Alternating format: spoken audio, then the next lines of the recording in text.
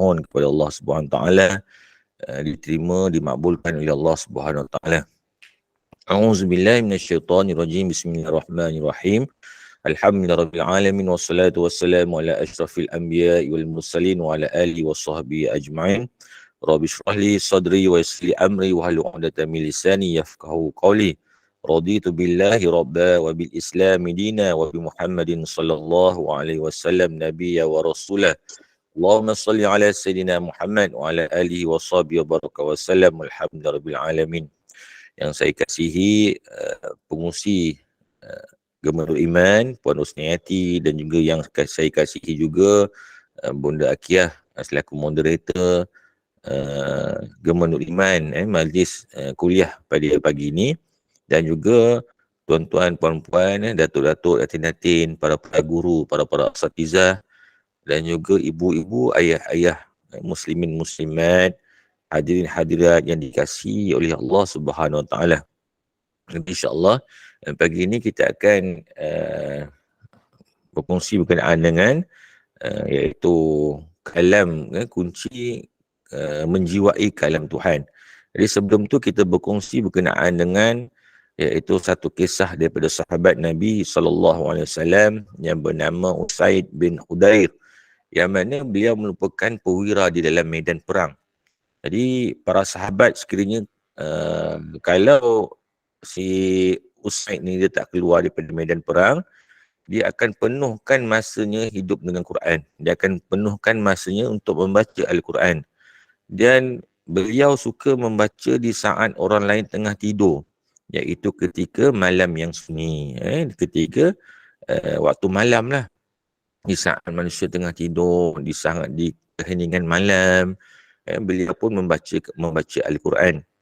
Dan juga beliau digelar sebagai Al-Kamil, yang bermakna sempurna, kerana kemerduan bacaan Al-Quran sangat diminati oleh para sahabat Nabi SAW. Jadi pada satu ketika malam yang tenang, Usaid duduk di hadapan rumahnya. Kemudian terdetik dalam hatinya untuk memperindah malam itu dengan ayat-ayat suci Al-Quran. Kemudian beliau membaca Al-Quran. Tiba-tiba beliau mendengar bunyi kuda meronta-ronta dan melompat seperti takut sesuatu. Bila beliau baca depan rumah, kemudian beliau melihat, Usaid melihat kudanya meronta-ronta. Meronta-ronta, melompat-lompat, macam lihat sesuatu lah. Dia binatang ni kan, dia melihat perkara yang kita tak boleh nak nampak. Jadi kudanya tu pun melompat-lompat, meronta-ronta, macam tak nampak sesuatu, sehingga dia meronta-ronta lah kudanya. Kemudian Usaid bimbang kuda tersebut terlepas dan terpijak anaknya Yahya yang sedang tidur. Kemudian beliau pun bangun mengejutkan Yahya. Pada ketika itulah beliau mendongak ke langit. Beliau melihat awan yang sangat besar memayungi bumi. Dia tengok memayungi langit. Dia tengok ada awan yang sangat besar, awan yang gelap memayungi langit. Di hujung-hujungnya terdapat gugusan cahaya umpama pelita. Maknanya ada cahaya-cahaya yang bersinar, yang bergerak-gerak, yang bergerak-gerak di awan tersebut lah. Kemudian peristiwa yang menakjubkan ini, Usaid kerana tak pernah melihat perkara yang seindah, yang sehebat macam ni. Kemudian beliau menceritakan perkara ini kepada Rasulullah SAW. Kemudian apabila dicerita kepada Nabi SAW, Nabi pun berkata kepada Usaid, yang mana itulah dia, wahai Usaid, itulah dia malaikat. Mereka datang untuk mendengar bacaan kamu. Seandainya engkau meneruskan bacaan kamu semalam, Nabi kata kalau kamu Usaid, kamu teruskan bacaan kamu malam tadi tu, nescaya manusia akan mendapat melihat malaikat tersebut. Nabi kata, Usaid, kalau kamu teruskan bacaan kamu malam tadi tu, nescaya manusia akan dapat tengok malaikat tu. Masya Allah, tuan-tuan dan perempuan. Inilah bukti yang mana malaikat akan turun dan akan mendengar kepada mereka yang membaca Al-Quran. Pagi ni kita baca Quran kan, kita baca Yasin. Jadi para malaikat mendengar bacaan-bacaan kita, tuan-tuan, perempuan, ibu-ibu dan ayah-ayah. Hadirin hadirat, inilah buktinya yang mana Allah memerintahkan kepada para malaikat untuk turun, untuk turun pergi lihat mereka yang membaca Al-Quran. Ini kisah yang sahih, hadis yang sahih. Beruntung sahabat yang bernama Usaid bin Khudair kerana bacaannya bukan saja digemari penghuni langit, tetapi juga penduduk di langit, seindah-indah makhluk yang bernama malaikat. Jadi kita harapkan bacaan-bacaan kita bersama dengan para malaikat Allah Subhanahu Wa Taala, insya-Allah. Jadi alhamdulillah kita ambil kisah itu sebagai pengajaran dan iktibar kepada diri kita, kepada diri kita semua pada pagi ini. Kita memperindahkan bacaan kita, kita memperelokkan bacaan kita, insya-Allah. Kita pun bersyukur dalam Gemenur Iman ni, ada tahsin-tahsin Al-Quran, ada juga pengajian-pengajian berkenaan dengan Al-Quran, tajwidnya, untuk kita memperbaiki bacaan-bacaan Al-Quran supaya bacaan Al-Quran kita menjadi lebih baik dan menjadi lebih berkualiti, insya-Allah. Jadi insya-Allah kita teruskan pengajian kita. Pengajian kita iaitu kuliah kunci menjiwai kalam Tuhan. Kita dah masuk ke bahagian Al-Quran dan sejarahnya. Yang mana sejarah Al-Quran, tasrif dan ta'rif Al-Quran, ciri Al-Quran, nuzul Al-Quran, kaedah Al-Quran yang disampaikan, penulisan pengumpulan Al-Quran, Al-Quran, kitab ilmu, sumber ilmu, pendidikan Al-Quran. Jadi insya-Allah kita telah masuk di bahagian iaitu muka surat nuzul Al-Quran. Nuzul Al-Quran muka surat 31 yang mana nuzul Al-Quran dan pendidikan. Yang bahagian pertama ni kita telah berkongsi bagaimana Allah mendidik kita supaya kita ni menyebut nama Allah dahulu, iaitu Bismillahirrahmanirrahim. Yang mana kat sini juga ada kurikulum lah, kurikulum iaitu tauhid. Pelajaran yang kita dapat daripada Allah Subhanahu Taala adalah tauhid, iaitu meyakini Allah Subhanahu Taala itu ada. Allah Subhanahu Taala itu Tuhan yang Maha Berkuasa. Jadi secara tak langsung juga kita perlu diajar. Maknanya perkara yang perlu diajar kepada kita ni, anak-anak kita ni adalah ilmu tauhid. Iaitu keesaan, keyakinan kepada Allah Subhanahu Taala dan mengakui bahawa Allah Subhanahu Taala itu yang Maha Esa. Jadi alhamdulillah yang kita dapat lihat juga dalam Gemenur Iman ada pengajian ilmu tauhid yang disampaikan oleh yang tuan guru kita Datuk Abbas untuk pengajian ilmu tauhid. Jadi insya-Allah kita kena mempelajari ilmu tauhid. Dia kalau sahabat Nabi, dia kata apabila kami belajar ilmu akidah, ilmu tauhid dan juga kami belajar Al-Quran, ianya dapat meningkatkan keimanan. Maknanya kita belajar ilmu akidah, ilmu tauhid, kemudian kita mendalami, mentadabbur Al-Quran, mempelajari Al-Quran. Dia menambahkan, memperkuatkan lagi keimanan kita kepada Allah Subhanahu Wa Taala. Itu para sahabat Nabi sallallahu alaihi wasallam. Jadi kat sini kita boleh lihat dekat sekolah-sekolah agama, pelajaran tauhid ini diajar dahulu. Kat sekolah-sekolah, sekolah pondok, sekolah madrasah, sekolah agama, subjek yang utama yang kita kena belajar, yang pelajar-pelajar kena belajar adalah subjek tauhid, mengenal Allah Subhanahu Wa Taala.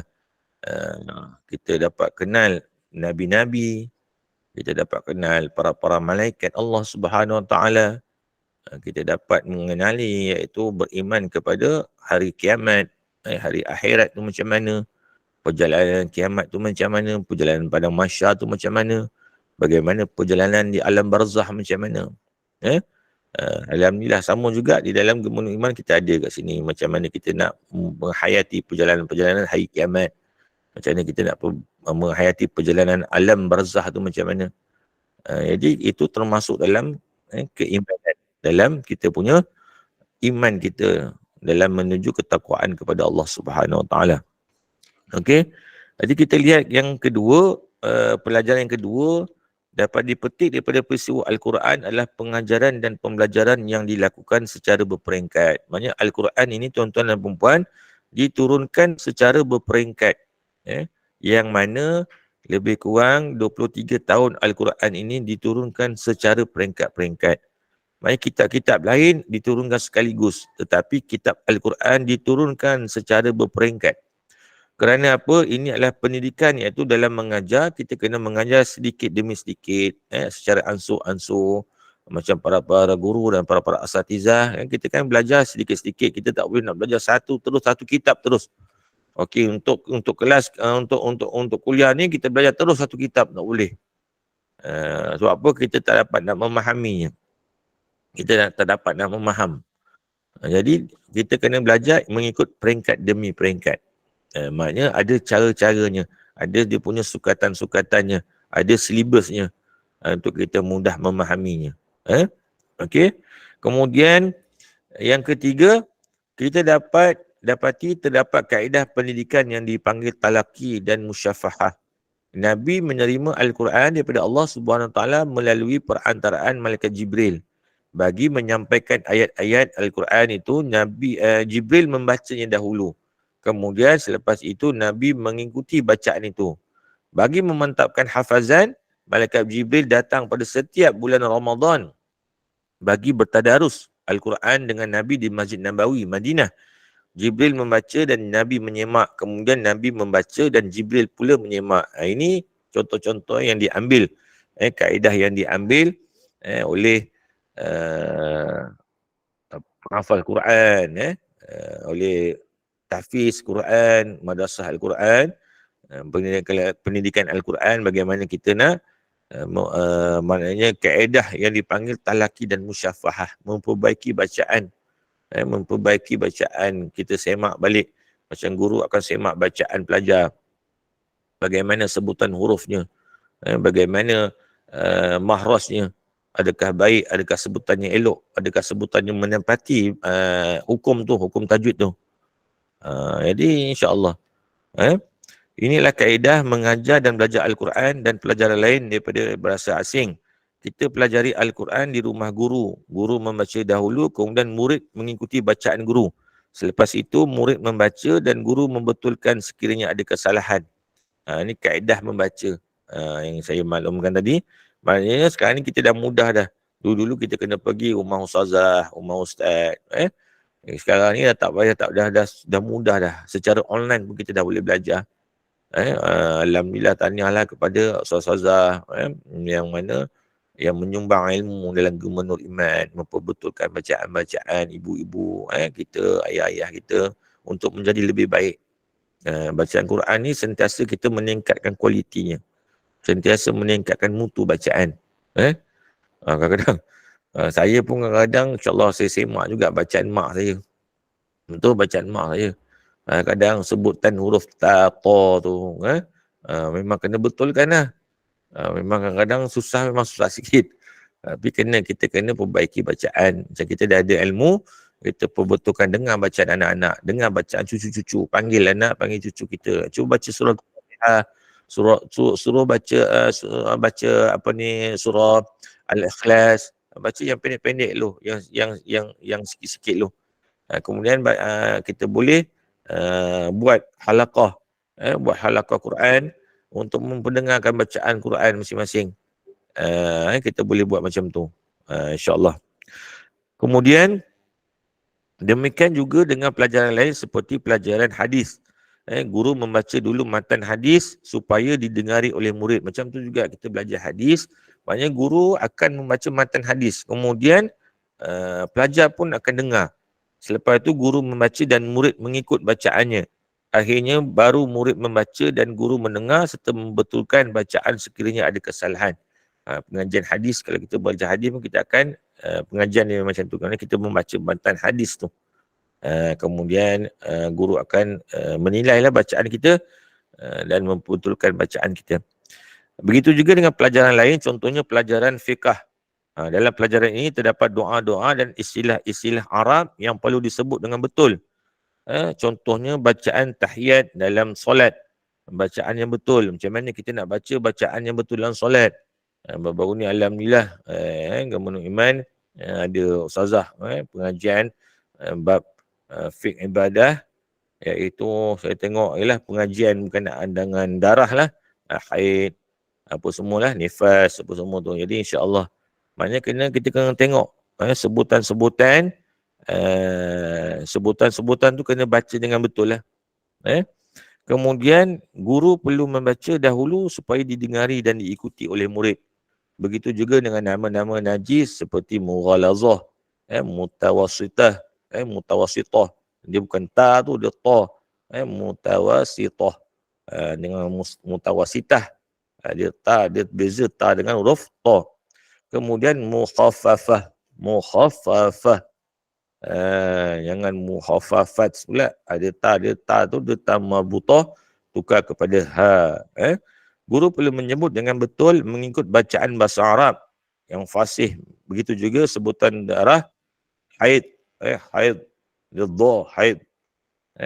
Bukan hid. Ada pula sebut hid. Hid. Hid tu kepala. Darah apa? Darah hid. Salah tu. Dia hayadha. Jangan pula hid. H-E-A-D pula. Tak boleh.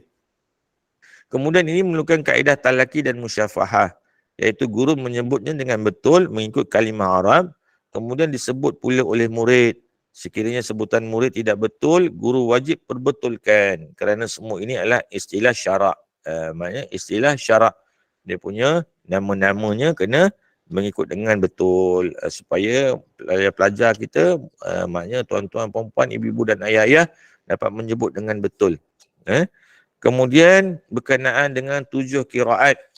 Apa yang dimasukkan dengan 7 huruf ni, 7 qiraat ni, maksudnya 7 lahjah ataupun dialek lah. 7 sebutan, 7 bacaan. Dengan bacaan dia punya pelat yang tertentu lah. Maknanya bacaan-bacaan, maknanya dia punya bukannya dari segi bahasa, maknanya pelat masing-masing. Kalau setiap negeri kan ada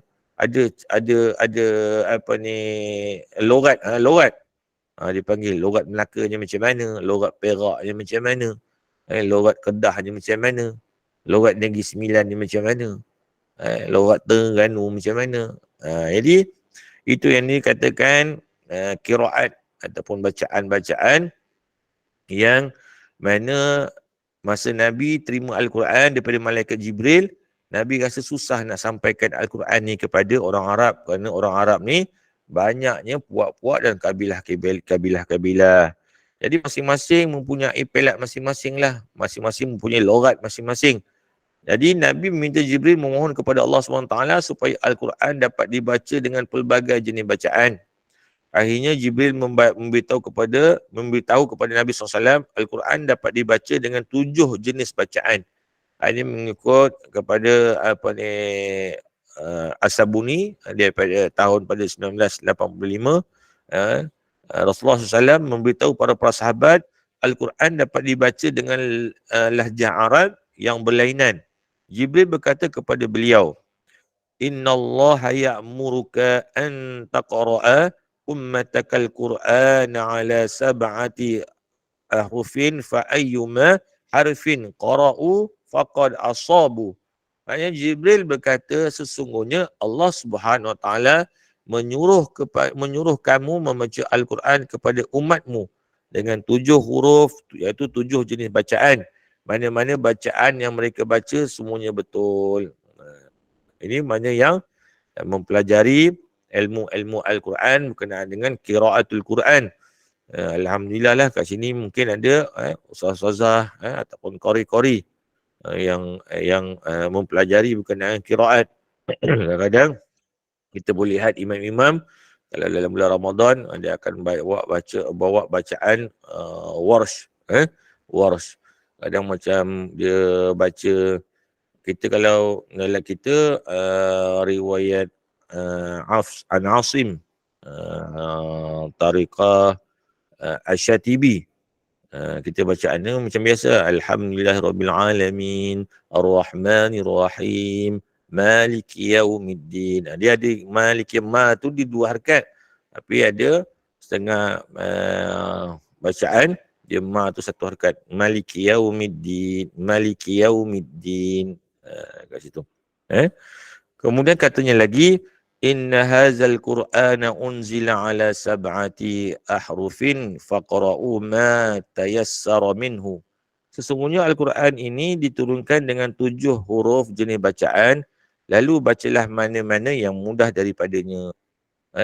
Kadang kita dengar orang baca surah Wadduha, Wadduha, Wallaili iza saja, Ma wadda'aka rabbuka wa ma qala. Kadang apa lele tu Ustaz? Orang Perak ke Ustaz? Bukan. Dia bukan. Dia bacaannya. Dia orang Perak ke Ustaz? Orang Bota ke? Bukan. Dia bacaannya memang macam tu. 7 kiraat. Ada 10 kiraat. Jadi kita kena faham. Jadi insyaAllah lah nanti ada bolehlah mohon kepada AJK, kepada ni untuk adakanlah kelas Quran, kiraat, mengenal bacaan-bacaan Al-Quran yang terdapat yang adalah bacaan-bacaan Quran yang ada, supaya kita tak adalah terkejut nanti. Ini salah ni, ini bacaan salah, jangan. Bacaan khalafnya, ada banyak bacaan insya-Allah. Kemudian dan katanya lagi, inna hadzal qur'ana unzila ala sab'ati ahrufin fa ayyu zalika qara'tum asabtum fala tumaru. Sesungguhnya Al-Quran ini diturunkan dengan 7 huruf jenis bacaan, 7 jenis bacaan. Mana-mana bacaan yang kamu baca adalah betul dan janganlah bertelagah. Sebab dulu tuan-tuan dan puan, masa zaman tu dia bergaduh, bacaan ni yang betul, salah bacaan ini yang betul, salah ini bacaan ini yang betul. Jadi ketujuh-tujuh bacaan ini adalah betul dan janganlah bertelagah. Ini direkodkan oleh Imam Muslim. Berdasarkan perintah ini, Nabi membaca Al-Quran dengan berlainan lahjah kepada kabilah-kabilah yang tertentu. Sebahagian lahjah yang Nabi bacakan itu ada sahabat terdekat tidak pernah mendengarnya. Maksudnya ada juga sahabat Nabi tak pernah dengarnya. Pelik. Nabi baca macam ni. Tak pernah. Tapi Nabi baca. Jangan kata salah pula. Tak boleh. Bagaimana yang dikatakan lahjah-lahjah itu? Maknanya kat Malaysia ni kita bernasib baik lah. Kita bertuah sebab apa? Ada musabaqahnya Quran. Dan juga ada juga dalam TV yang dalam TV kita boleh lihat bagaimana Al-Quran itu dibacakan dengan pelbagai jenis bacaan. Kalau masjid diusim, imam-imamnya dia akan baca setiap Jumaat tu, setiap minggu tu akan baca berlainan bacaan. Terbaik masjid diusim. Macam kita kat sana ada Ustaz Dr. Anwar Hasin, Ustaz Tirmizi dan juga guru-guru yang lain. Dia akan baca bacaannya yang minggu ni qiraat lain, minggu ni bacaan lain, minggu depan lain pula. Dia mengikut kepada imam. Dia pelbagaikan, pelbagaikan supaya masyarakat tahu adanya bacaan macam ni, adanya bacaan macam ni, supaya pendedahan kepada masyarakat, pendedahan kepada umat Islam sekarang. Sekurang-kurangnya kita ada ilmu. Sekurang-kurangnya ada ilmu. Kadang ada yang baru-baru ni, kita dekat masjid dengan surau, kita dah biasa dengan baca surah As-Sajadah hari Jumaat dan sujud sajadah. Ada baru-baru ni dia tak pernah agaknya hari Jumaat pergi dekat surau atau masjid yang ada sujud sajadah. Jadi imam tu bila baca sampai dekat tempat sujud sajadah tu, Allahu Akbar, dia terus sujud. Jadi makmum ni pelik, kenapa ni? Dia kata salah. Terus subhanallah. Subhanallah. Jadi, memang saya pun ada masa tu. Jadi nak buat macam mana? Jadi ilmu tu penting, tuan-tuan dan puan, ibu-ibu dan ayah-ayah. Ilmu tu penting. Itu sebab penting kita belajar. Penting kita hadir ilmu supaya kita dapat pendedahan, kita tahu. Kita tahu. Jadi insya-Allah. Jadi dalam pendidikan, bahasa memainkan peranan penting kerana bahasa adalah penghubung antara guru dan murid.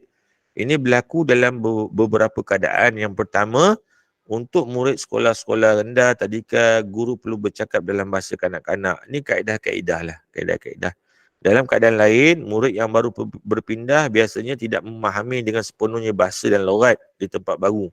Pada masa itu, guru perlu bercakap bahasa daerah murid itu demi memberi kefahaman pelajaran. Demikian juga dengan Al-Quran. Allah SWT membenarkan Nabi membaca kepada umatnya dengan 7 jenis bacaan. Dulu saya pengalaman, saya dulu sekolah agama di Batu 10, kemudian berpindah di sekolah agama menengah Batu 38. Kat sana memang semuanya orang Jawa-Jawa. Jadi masa tu saya tak faham. Saya tak faham. Semua pelajar-pelajar semua cakap Jawa, saya tak faham. Kalau saya di Langat ni, di Hulu Langat ni biasa dengan orang Negeri Sembilan lah, dengan orang Minang je. Bila masuk di Sabak Bernam, semua cakap Jawa. Pergi rumah kawan pun cakap Jawa. Pergi rumah kawan yang seorang Banjar pun cakap Banjarnya. Jadi ambil masa lah untuk saya faham. Kemudian ialah kawan-kawan selalu mengusik kan, selalu mengusik. Jadi dia pun terangkan lah, ni cakap ni apa maksudnya, ni cakap ni apa maksudnya. Jadi alhamdulillah.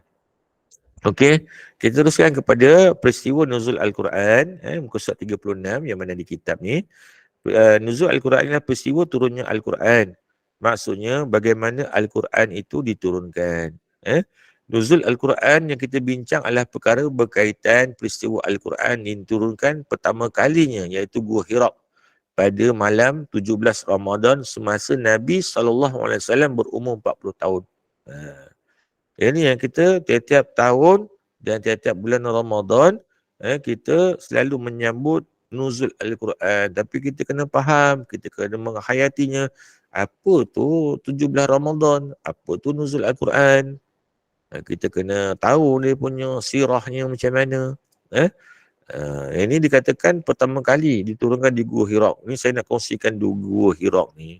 Semasa saya melaksanakan ibadah umrah pada tahun lepas, pada bulan 11, saya naik Gua Hira tu, ya Allah. Mula-mula bersemangat lah. Masa di hotel tu, okay, semua nak pergi tak? Nak pergi. Waktu saya ingatkan macam Bukit Beroga lah tuan-tuan perempuan, ketinggian tu. Tapi bila dah sampai ke kaki bukit tu, sekali saya tengok, la ilah Allah, saya kata ya Allah, rasa menyesal pula cakap nak pergi ni kan, nak naik ni. Sebab saya tengok curam tu, kita tak exercise, kita tak, maknanya tak bersedia. Jadi bila saya tengok tu tinggi tu, saya kata ya Allah. Lepas tu saya kata tak apalah. Saya kata ya Allah, kuatkanlah semangat aku, berikan akulah kekuatan untuk aku mendaki, untuk menghayati perjalanan Nabi SAW.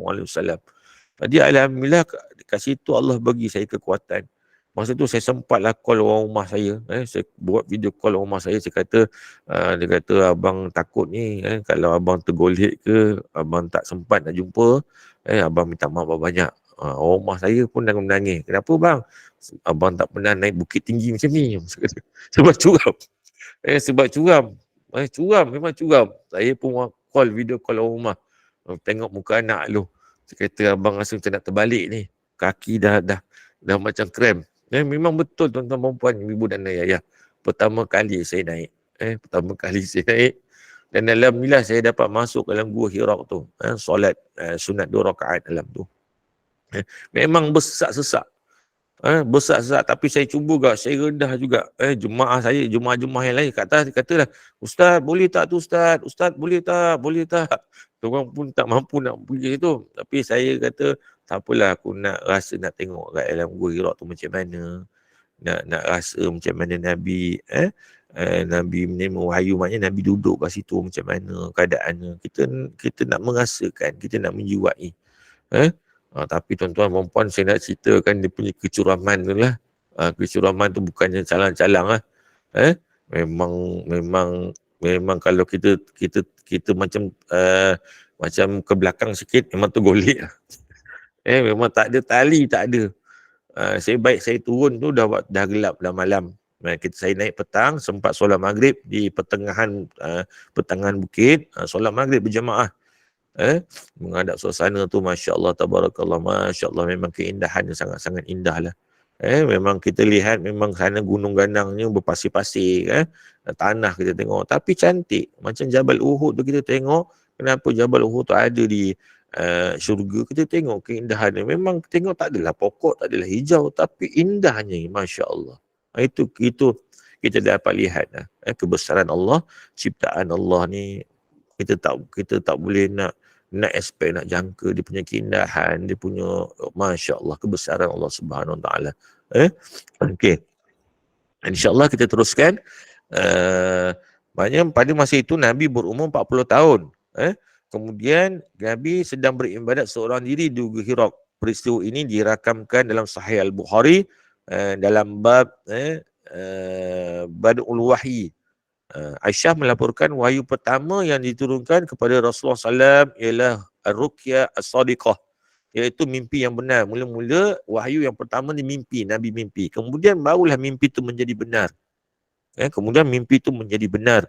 Rasulullah SAW melihat dalam mimpinya seperti fajar pada waktu subuh. Sejak itu Nabi SAW gemar bersendirian, gemar beruzlah, gemar berkhulwah. Rasulullah SAW berhalwat seorang diri dalam Gua Hira, beribadat kepada Allah Subhanahu Wa Taala. Nabi beribadat kepada Allah Subhanahu Wa Taala. Itu adalah petunjuk daripada Allah Subhanahu Wa Taala. Beliau berada di Gua Hira beberapa malam, kemudian balik kepada keluarganya bagi mengambil bekalan. Ini saya nak lihat ni. Bila saya naik di Gua Hira tu, naik di atas puncak tu, puncak bukit tu, saya tengok rumah Nabi kan berada masa dengan Siti Khadijah kan berada di area Masjidil Haram. Kan jarak perjalanan tu jauh. Kemudian Nabi nak naik bukit lagi. Saya rasa, saya tengok, Masya Allah, macam mana Nabi jalan. 6 kilometer. Lebih kurang 6 kilometer perjalanan sampai ke kaki bukit. Lepas tu daripada kaki bukit naik pula ke puncak bukit. Lepas tu nak pergi ke Gua Hira tu kena turun sikit, kena masuk dalam sikit, barulah sampai ke Gua Hira. Jadi itu kita boleh lihat bagaimana Nabi dia berulang-alik mengambil bekalan makanan. Selepas tu bila pergi pula ke gua tu, kemudian datanglah kebenaran, iaitu malaikat. Kemudian malaikat Jibril berkata, Iqra, bacalah. Beliau menjawab, aku tidak tahu membaca, Rasulullah SAW. Kemudian beliau berkata, dia telah memeluk aku sekuat-kuatnya sehingga aku susah mahu bernafas. Malaikat Jibril peluk Nabi SAW. Nabi dia rasa susah nak bernafas. Kemudian dilepaskan aku dan berkata lagi, Iqra. Aku terus menjawab, aku tidak tahu membaca. Dia memeluk aku sekali lagi dengan sekuat-kuatnya sehingga aku susah mahu bernafas dan berkata, Iqra. Aku menjawab, aku tak tahu membaca. Kemudian dia melepaskan aku. Selepas itu dia memeluk aku lagi kali ketiga dan bacalah, Iqra, Bismi rabbikal ladzi khalaq, khalaqal insana min 'alaq. Yang bermaksud, bacalah dengan nama Tuhanmu yang menjadikan manusia daripada segumpal darah. Surah Al-Alaq ayat yang 1 sampai kedua. Selepas itu Nabi SAW terus balik dengan perasaan takut dan gemetar sampai kat rumah. Nabi terus panggil isterinya Khadijah dan berkata, selimutkanlah aku, selimutkanlah aku. Kemudian mereka melimutkan beliau, melimutkan Nabi sehingga hilang gementarnya. Apabila reda, Nabi pun bagi tahu kepada Khadijah, aku takut pada diriku. Khadijah pun tenangkan Nabi dan berkata, janganlah kamu takut. Allah SWT tidak akan menduka citakan kamu. Masya Allah. Itu kita nampak dia punya bagaimana seorang isteri ni menenangkan suaminya.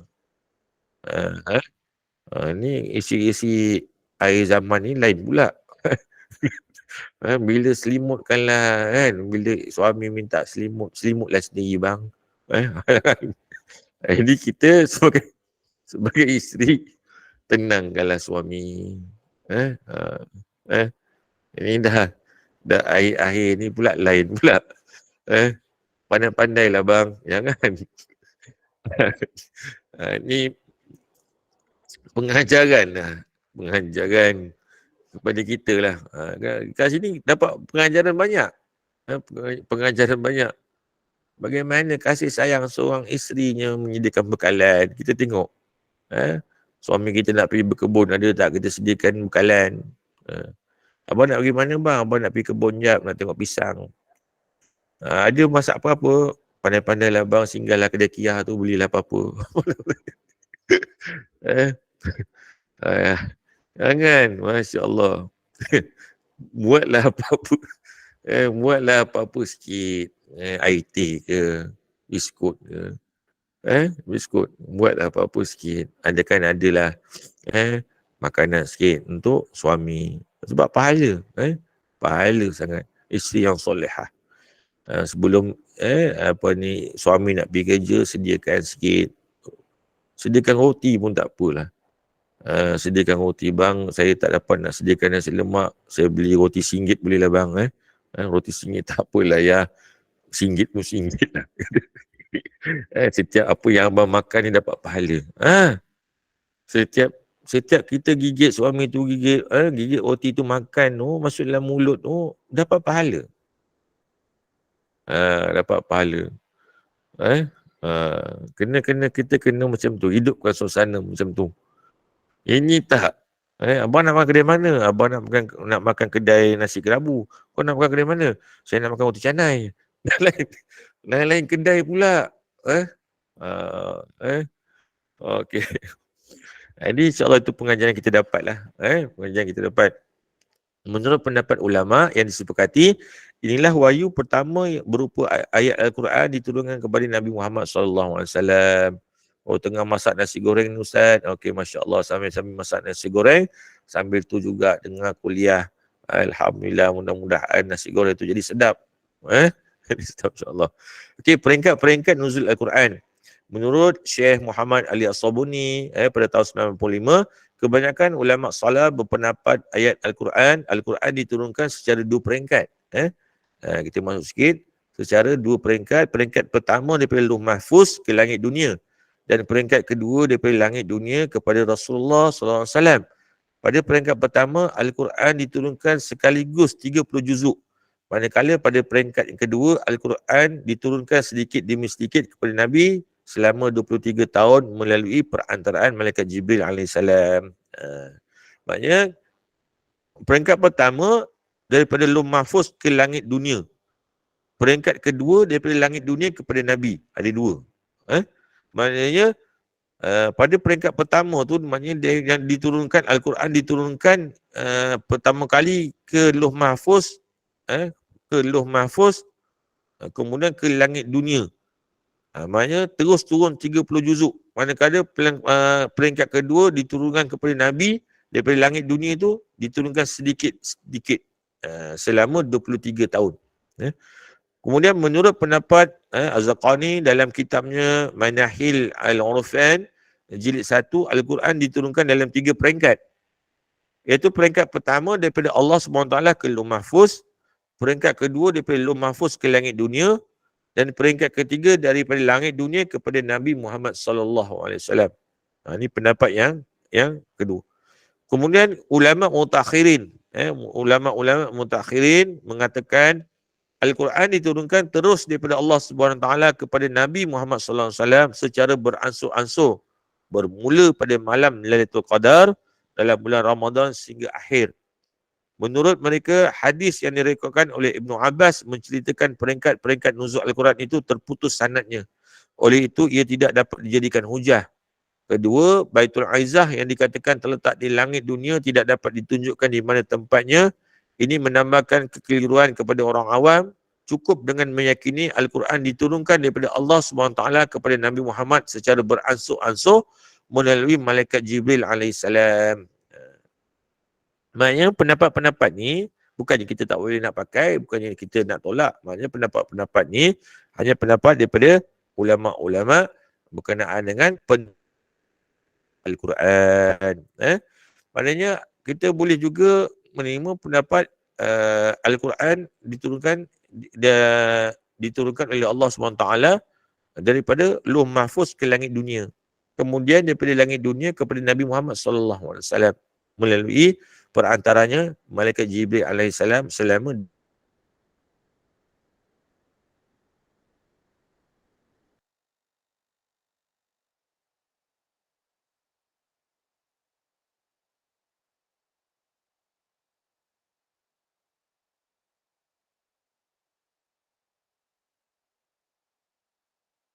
Okey.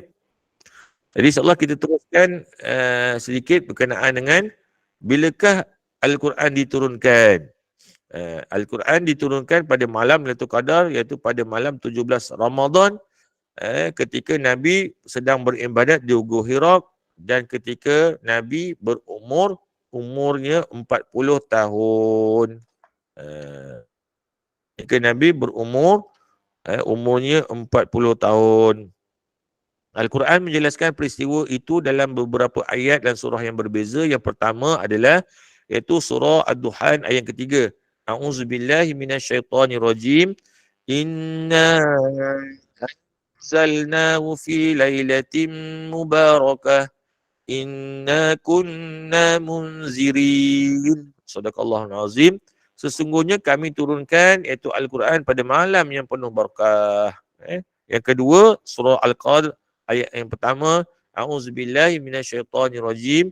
Inna anzalnahu fi lailatul qadr. Yang bermaksud sesungguhnya kami turunkan Al-Quran pada malam Al-Qadar, Lailatul Qadar. Yang ketiga, surah Al-Baqarah ayat yang 185, a'udzubillahi minasyaitonirrajim. Syahrul Ramadan allazi unzila fihi al-Qur'an hudan lin-nasi wa bayyinatin minal huda wal furqan. Faman syahida minkumus syahra falyasum. Yang bermaksud bulan Ramadan diturunkan Al-Quran kepadanya menjadi petunjuk untuk manusia dan penjelasan kepada petunjuk dan membezakan antara yang hak dan yang batil. Maknanya daripada ketiga-tiga ayat ni dapat disimpulkan bahawa Al-Quran diturunkan pada malam Lailatul Qadar. Ingat pada malam Lailatul Qadar dalam bulan Ramadan. Daripada tiga-tiga ayat ni kita juga dapat merasakan betapa mulianya Al-Quran kerana diturunkan pada malam yang penuh barakah. Pada malam Lailatul Qadar. Di mana pula diturunkan? Di negeri yang mulia iaitu Mekah. Dan kepada orang yang terpuji lagi iaitu kekasihnya Muhammad sallallahu alaihi wasallam. Penghulu segala rasul. Dan juga penutup segala nabi. Nabi kita lah. Nabi Muhammad sallallahu alaihi wasallam. Jadi alhamdulillah syukur kita kepada Allah SWT. Saya mengucapkan terima kasihlah kepada Gema Nur Iman menjemput saya untuk bersama-sama berkongsi ilmu berkenaan dengan Al-Quran. Berkenaan dengan kunci menjiwai kalam Tuhan, bagaimana kita nak memahami Al-Quran ni, bagaimana kita nak kenal Al-Quran, bagaimana kita dapat pendidikan daripada Al-Quran yang Allah turunkan kepada Nabi kita Muhammad SAW sehinggalah kepada kita ni kita dapat ni mujizat yang kekal, sehingga hari kiamat. Mujizat yang kekal adalah Al-Quran yang ada pada kita ni, insyaAllah. Jadi insyaAllah lepas ni kita ada kuliah lagi pada pukul 8.30. Jangan lupa teruskan pengajian kita, teruskan pemahaman kita berkenaan dengan ilmu-ilmu. Ada yang kata dengan saya, Ustaz, saya ni baru mula Ustaz, pemula. Macam mana Ustaz? Pemula senang. Pemula kita kena belajar berkenaan fardu ain. Fardu ain ni yang pertama sekali berkenaan dengan akidah, berkenaan dengan tauhid. Yang kedua berkenaan dengan fiqh. Fiqh ada fiqh ibadah, fiqh munakahat, fiqh jinayah, fiqh muamalah. Kemudian berkenaan dengan tasawuf. Tasawuf tu kita belajar bagaimana kita membersihkan hati kita. Kita ada banyak-banyak kitab tu, nasihat buat hati, qalbun salim, berkenaan dengan hati, pembersihan hati kita. Kemudian kita belajar Quran, belajar sirah Nabi. Itu berkenaan dengan fardu ain. Fardu ain ialah berkenaan dengan wajib kita setiap mukallaf wajib untuk kita mempelajari fardu ain. Fardu ain bukannya bab taharah, bab solat. Fardu ain ini menyeluruh. Bab akidah, bab tauhid, bab fiqh, bab tasawuf termasuk dalam fardu ain. Itu kita kena faham. Supaya kita ada ilmu, supaya kita dapat membantu keluarga kita, menyelamatkan keluarga kita. InsyaAllah. Jadi sebelum kita nak tangguhkan, buka soalan kepada semua. Ada apa-apa soalan sebelum kita nak tangguhkan? InsyaAllah minggu keempat, tak silap saya minggu keempat saya akan bagi kuliah lagi lah. InsyaAllah. Ada apa-apa soalan? Ada soalan daripada para jemaah? Kalau tak ada, kita tutup kuliah kita. Okey, Datuk Asno silakan. Assalamualaikum Ustaz, dan terima kasih Ajak. Saya tahu masa singkat, tapi saya hanya sedikit pandang Ustaz. Apabila kita membaca Quran, kita banyak menemui ayat-ayat ataupun yang menggunakan rapi, juga kadang-kadang yang merujuk kepada doa.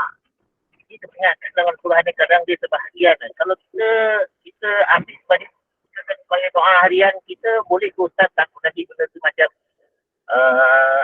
apalah kan, takut nanti salah makna dia Ustaz. Boleh ke kita mana-mana ayat yang kita banyak tu yang kita doa kita gunakan sebagai amalan harian kita Ustaz. Maknanya kita ambil doa tu daripada Quran Ya. Okey, alhamdulillah. Okey. Auzubillahi minasyaitonirrajim. Bismillahirrahmanirrahim. Jadi untuk ibu-ibu, ayah-ayah, tuan-tuan dan puan-puan, berkenaan dengan pertanyaan tadi daripada Datuk Asnul, berkenaan doa yang paling terbaik adalah doa daripada Al-Quran. Boleh diamalkan. Macam kita baca, Rabbana zalamna anfusana wa illam taghfir lana wa tarhamna lanakunanna minal khasirin. Doa paling terbaik adalah doa daripada Al-Quran. Doa kedua yang paling terbaik adalah doa daripada Nabi SAW. Doa yang ketiga yang paling terbaik adalah doa daripada para alim ulama. Doa yang paling terbaik juga yang selepas pada para alim ulama adalah doa daripada kita sendiri. Doa daripada kita sendiri. Doa macam biasalah yang kita doa, ya Allah ampunlah dosaku ya Allah. Selagi doa tu yang tak jauh lah, yang tak bukan lah, kena mengikut apa panduan-panduan, ada adab-adab berdoa. Ada kitab-kitab tu yang daripada adab-adab doa, macam mana kita nak berdoa, macam mana kita nak melakukan doa. Tapi doa yang paling terbaik adalah doa daripada Al-Quran.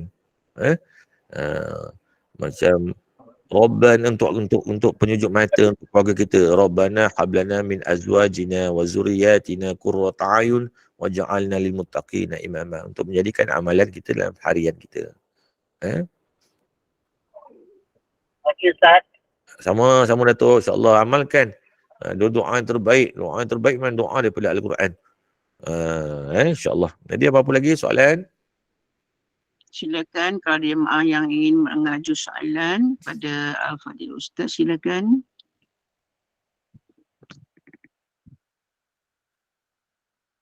Nampaknya tak ada dah soalan, jadi kita tutup dulu kah Ustaz ya, insya-Allah. Baik. Jadi alhamdulillah, amin, Allahumma ya amin, jazakallah khairan kasiran. Al-Fadhil Ustaz Ahmad Syafi'i bin Johan yang bersama kita pada pagi ini, juga bersama anak murid beliau iaitu adik Ammar Husaini yang turut membaca Yasin dan doa seperti tadi. Jadi alhamdulillah, mudah-mudahan Allah perkenan segala doa kita dengan bacaan kalamullah dan doa kita tadi. Kepada yang diuji, mudah-mudahan diberikan syifa yang sempurna, insya-Allah. Terima kasih ke atas perkongsian ilmu dengan bertajuk kunci menjiwai kalam Tuhan. Jadi Al-Quran ini adalah petunjuk yang benar dan menjadi rujukan yang sahih kepada kita. Mudah-mudahan ilmu yang disampaikan bermanfaat sebagai sumber keilmuan yang utama dengan kita terus membaca, memahami dan mengkaji Al-Quran, insya-Allah. Terima kasih kepada tim Gubernur Iman. Terima kasih kepada para penyita ilmu muslimin muslimat yang telah pun sudi mengimarahkan kuliah bersama Al-Fadhil Ustaz pagi ini. Mudah-mudahan Allah mudahkan segala urusan kita, dibuka pintu rezeki dan segala pintu kebaikan buat kita, dan mudah-mudahan setiap langkah kita hari ini selalu dalam lindungan dan rahmat Allah Subhanahu wa taala.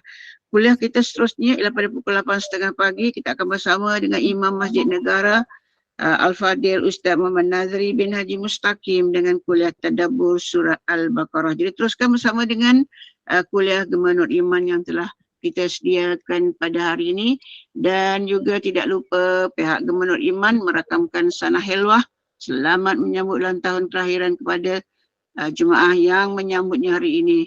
Mudah-mudahan beroleh keberkatan usia, kita sentiasa dalam rahmat dan lindungan Allah Subhanahu Wa Taala. Amin, amin, Allahumma amin. Dan sebagai penutup, sekali lagi silakan Fadil Ustaz Ahmad Syafi'i untuk memimpin bacaan tasbih kafarah dan menutup kuliah dengan surah Al-Asr. Saya sudahi dengan wabillahi taufik. Wassalamualaikum warahmatullahi wabarakatuh. Waalaikumsalam warahmatullahi wabarakatuh. Subhanakallahumma wa bihamdika asyhadu an la ilaha illa anta astaghfiruka wa atubu ilaik. A'udzu billahi minasy syaithanir rajim. Bismillahirrahmanirrahim. Wal 'ashr. Innal insana lafi khusr illa allazina amanu wa 'amilus solihati wa tawasaw bil haqq wa tawasaw bis sabr. Sadaqallahul azim. Wabillahi taufiq.